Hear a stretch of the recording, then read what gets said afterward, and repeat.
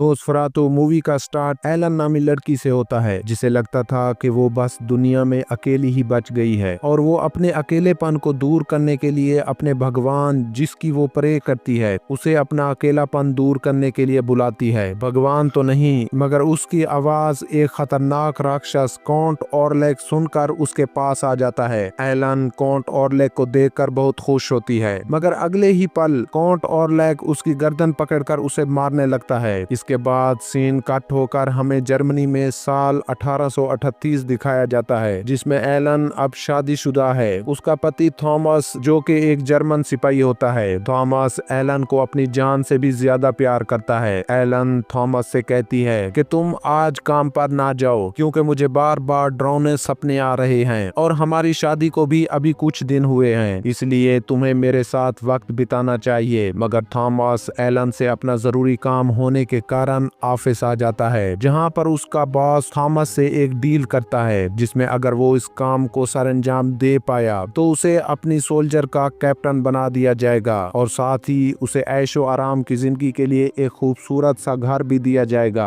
अब इसका काम सिर्फ ये था कि उसने जर्मनी से बाहर महिमा की पहाड़ी इलाकों जाकर काउंट ऑरलैक से मिलना होगा जो कि जर्मनी में एक घर लेने का ख्वाहिशमंद था और थॉमस को इसके साथ डील करने के लिए एग्रीमेंट पर साइन करवाने थे। थॉमस अपने बॉस की पेशकश को कबूल कर लेता है और थॉमस घर आकर एलन को बताता है कि मेरे बॉस ने मुझे एक ऑफर की है जिसमें मुझे काउंट ऑरलैक से डील करने के बाद मुझे अपनी आर्मी का चीफ बना दिया जाएगा। जिस पर एलन थॉमस से कहती है कि मैं चाहती हूँ तुम मेरे साथ रहो क्योंकि मुझे बार बार ये खौफनाक वहम आ रहे हैं और इन वहम में तुम्हें एक खतरनाक राक्षस मार देता है। अब एलन को ये नहीं पता था कि इसका पति जिस आदमी के साथ डील करने के लिए जा रहा है वही आदमी ही इसे रात के ख्वाबों में डराता है। खैर थॉमस अपने दोस्त फ्रेडरिक के पास अपनी एलन को कुछ दिनों के लिए रहने का कहता है क्योंकि थॉमस का सफर बहुत तवील था, इसलिए वो नहीं चाहता था कि एलन कभी अकेली रहे। और वैसे भी थॉमस के दोस्त फ्रेडरिक की पत्नी एना एलन की बचपन से काफी अच्छी दोस्त होती है और एलन भी थॉमस की बात मानकर उसे अपना लॉकेट देते हुए अलविदा करती है और थॉमस अपने सफर पर निकल पड़ता है। दूसरी तरफ हमें एक अनजान आदमी को दिखाया जाता है जो एक मोमबत्तियों के घेरे में बैठकर शैतान की परस्तिश कर रहा होता है और इधर थॉमस सफर करते करते काफी थक जाता है मगर अभी तक उसको इससे भी आगे जाना होगा। तो थॉमस अपनी पहली रात गुजारने के लिए एक गांव में ठहरता है जहां ये सभी लोग थॉमस को देखकर खुशी से नाचने लगते हैं मगर एक नन थॉमस को वहां जाने के लिए रोकती है कि तुम जिस मकसद के लिए जा रहे हो वो तुम्हारे खतरे का बायस बन सकता है। थॉमस नन की बातों को इग्नोर करके सो जाता है। रात होते ही थॉमस को एक ऐसा सपना आया जिसमें यहाँ के सभी गांव वाले एक साथ मिलकर एक कूफन का ढक्कन खोलते हैं और कूफन में मौजूद राक्षस को मार देते हैं। ये खतरनाक मंजर देखकर थॉमस नींद से जाग जाता है और जब अपने आगे के सफर पर जाने के लिए बाहर आता है तो वो देखता है कि सभी गांव वाले गुम हो चुके हैं। तो थॉमस अपना मकसद कंप्लीट करने के लिए आगे बढ़ता है और पहाड़ों से होते होते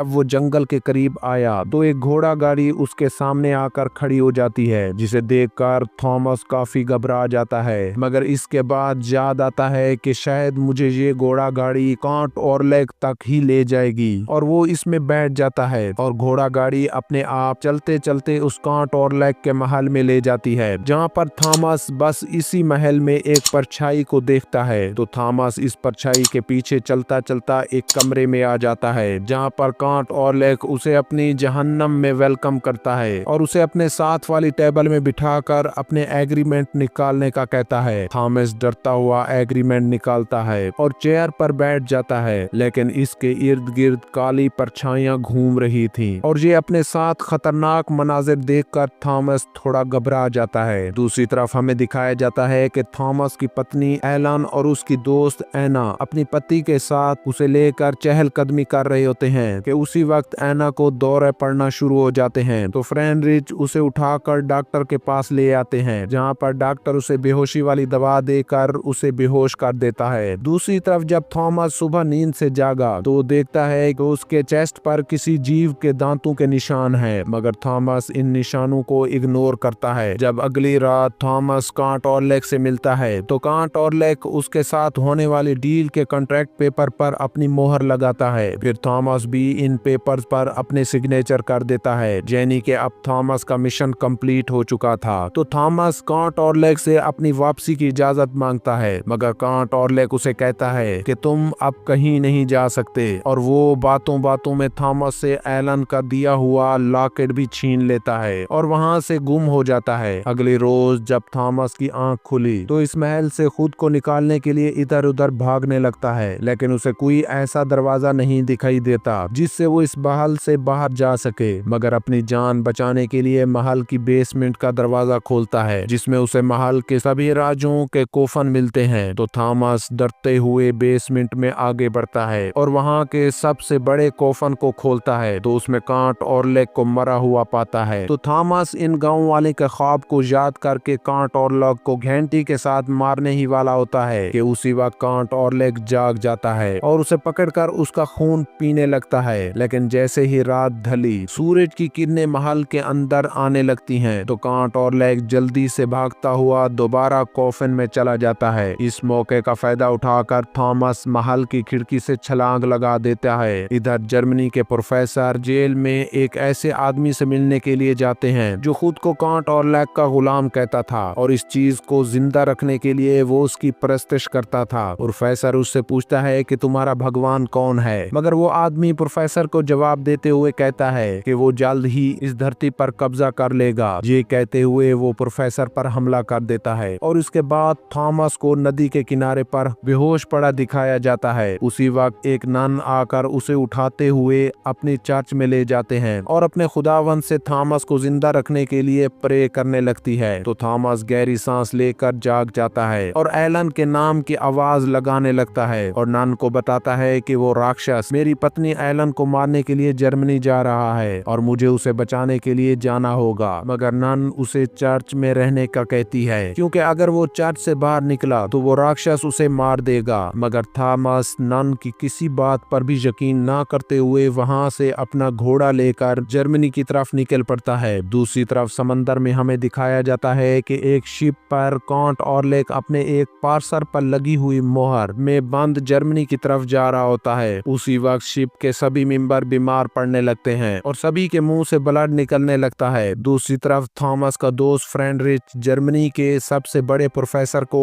एलन का इलाज करने के लिए अपने घर बुलाता है। तो प्रोफेसर एलन को बेटी कहते हुए उनसे मुश्किलात के बारे में पूछता है। तो एलन प्रोफेसर को अपना समझकर उसे अपने विजन और कांट ऑरलेक के बारे में बताती है। एलन अभी ये प्रोफेसर को बातें बता ही रही होती है। उसी वक्त उसे दोबारा से दौरा पड़ने लगता है। जब प्रोफेसर उसे चेक करता है तो वो एलन को यहाँ पर नहीं पाता, यानी कि एलन का जिस्म तो यहीं पर था मगर उसकी रूह दूसरी दुनिया में थी। तो प्रोफेसर फ्रेडरिच को बताता है कि इस पर किसी शैतान का साया नमूदार हो चुका है। अब इसका ये पागलपन उस वक्त तक उतर नहीं सकता जब तक थॉमस इसके करीब ना आएगा। दूसरी तरफ कांट ऑरलेक अपने इस ख्वाब से निकलकर शिप के सभी मेंबर को मार देता है और जर्मनी में दाखिल होकर वहां के शहर में अपने जहरीले चूहों को छोड़ देता है। और इधर थॉमस भी घोड़े के साथ जर्मनी में पहुंच जाता है। एलन जब थॉमस की रूह को महसूस करती है तो वो दोबारा से अपने होश में आकर उसे अपने घर ले आती है। इधर जेल में बंद कांट ऑरलेक का गुलाम वहां के गार्ड्स को मारकर कांट ऑरलेक के घर आ जाता है और उसे अपना गुलाम बनाने की विनती करता है। अब इन चूहों से जर्मनी के पूरे शहर में बीमारी फैल चुकी है और कांट ऑरलेक एलन के सपने में आकर उसे कहता है कि तुमको मुझे अब स्वीकार करना होगा, क्योंकि तुम्हारे पति को मैंने तुम्हारे डिवोर्स पर जबरदस्ती साइन करवा लिए हैं। असल में वो जो डील कांट ऑरलेक ने थॉमस के साथ की थी वो की प्रॉपर्टी की नहीं थी, बल्कि एक पुरानी भाषा में लिखी हुई डिवोर्स पेपर था जो कि थॉमस ने एलन को अपनी मर्जी से डिवोर्स पर साइन किए थे। मगर एलन कांट ऑरलेक की ऐसी घिनौनी बातों पर विश्वास नहीं करती और उसे अपनी जिंदगी से दूर हो जाने का कहती है। तो कांट ऑरलेक गुस्से में आकर फ्रेडरिच के दोनों बच्चों और पत्नी को मार डालता है, जबकि फ्रेडरिच अपने परिवार को मरा हुआ देखकर सदमे में पहुंच जाता है। एलन और थॉमस पर गुस्से करते हुए उन्हें अपने घर से बाहर निकाल देता है। इधर पूरे शहर में इन चूहों की वजह से बहुत ही खतरनाक बीमारी फैल जाती है जिससे जर्मनी के सभी लोग मरने लगते हैं। तो प्रोफेसर लोगों की ये हालत देखकर जान चुका था कि हम